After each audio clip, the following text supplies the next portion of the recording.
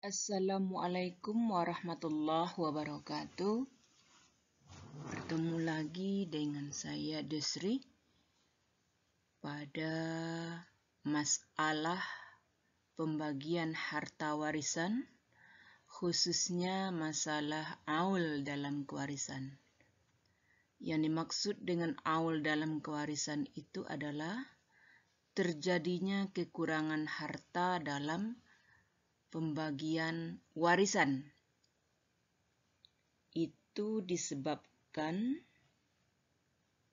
karena besarnya asal masalah dan adanya penyusutan dalam jumlah harta yang diterima oleh masing-masing ahli waris. Aul bisa terjadi karena tidak ada ahli waris yang menjadi asobah. Sebab jika ada asobah dalam ahli waris, maka tidak akan pernah terjadi aul. Sebab asobah itu artinya menghabiskan seluruh sisa harta. Dan orang yang berhak menghabiskan seluruh sisa harta itu adalah anak laki-laki dan bapak.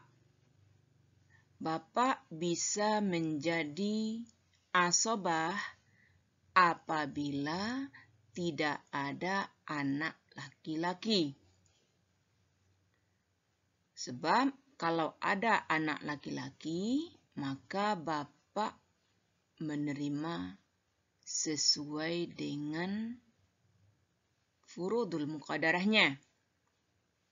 Tetapi apabila anak laki-laki tidak ada, maka posisi bapak menjadi asobah atau menghabiskan seluruh sisa harta.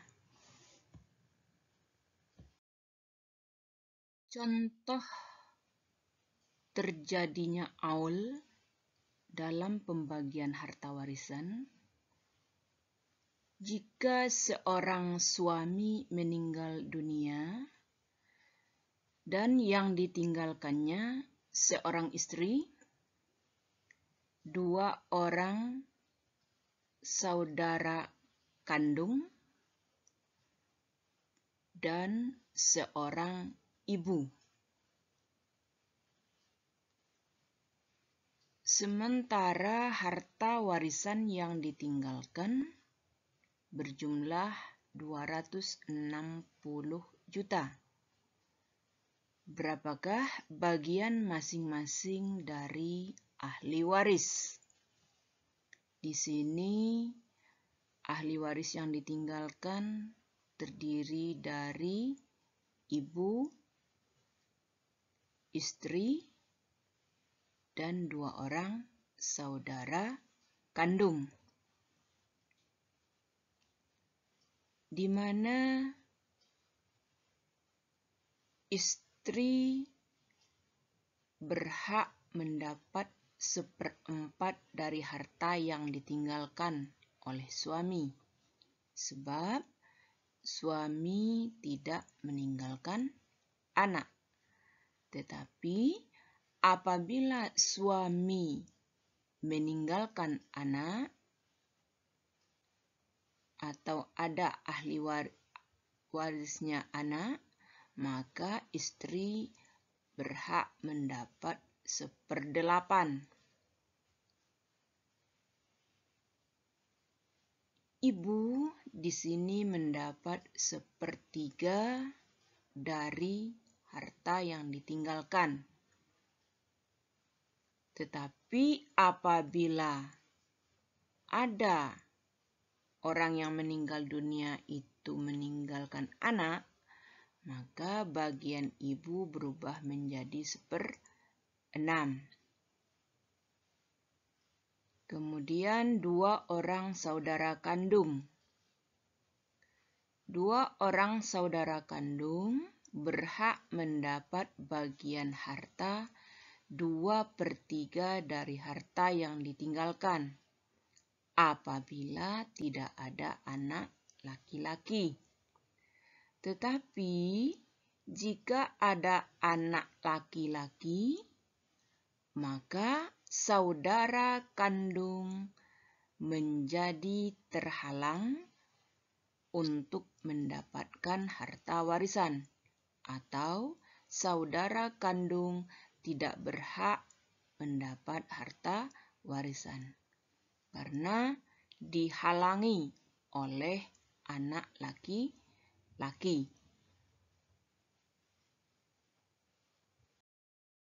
Untuk membagi supaya harta warisan itu bisa dibagi secara adil, maka harus dicarikan asal masalahnya.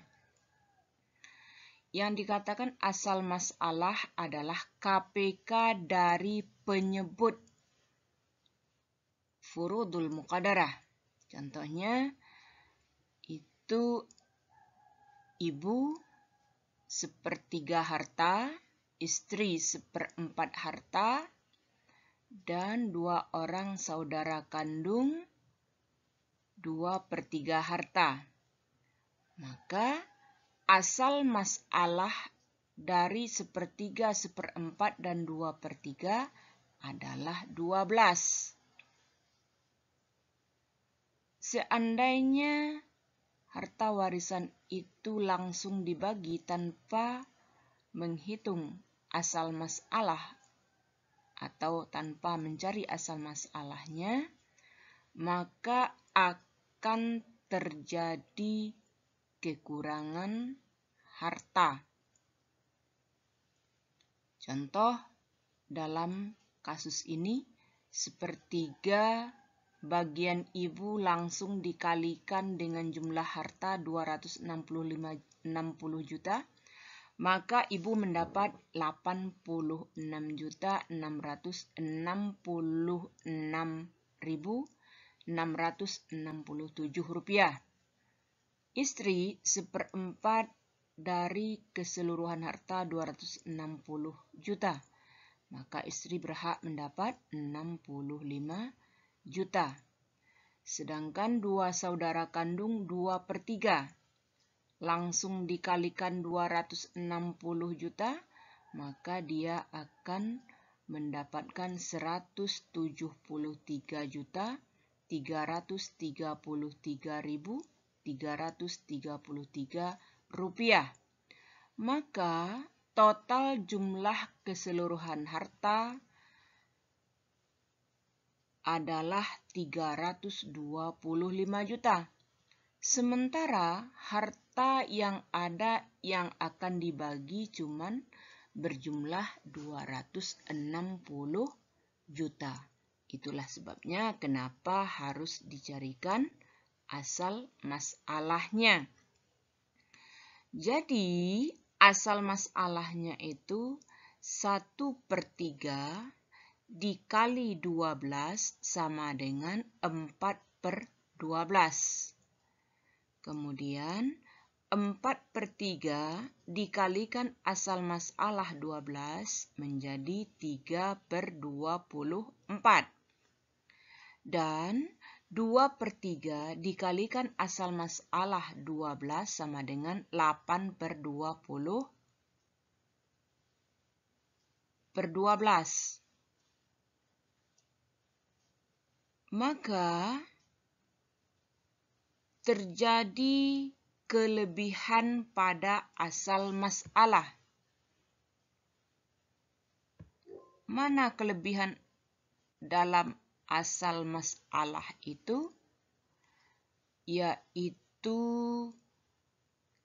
terjadi kekurangan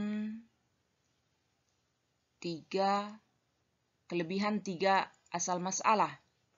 4 tambah 3 ditambah 8 menjadi 15. Maka asal masalah tadi yang 12 kita naikkan menjadi 15. Kenapa? Karena jumlah penyebut itu disamakan dengan jumlah pembilang yang ada di atas.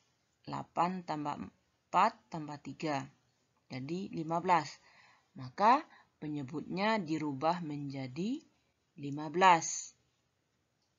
Nah, jika sudah dijadikan menjadi asal masalah seperti ini, maka harta akan habis dibagi. Karena 4/15 kali 260 juta, hasilnya 69.333.334 rupiah. Dan istri 3/15 kali 260 juta sama dengan 52 juta. 2 orang saudara kandung 8/15 dikali 260 juta sama dengan 138 juta 666.666 rupiah. Jadi bagian masing-masing saudara, karena ini di sini 2 orang saudara, 1 orang saudara berhak mendapat 669.333.333 rupiah. Nah, inilah sebabnya kenapa dalam pembagian harta warisan harus dicarikan asal masalahnya, agar kalau seandainya harta itu ada kekurangan, maka kekurangan harta itu bisa dibagikan ke masing-masing ahli waris. Dan begitu juga seandainya harta itu berlebih, maka kelebihannya akan dikembalikan kepada masing-masing ahli waris dan dibagikan secara adil.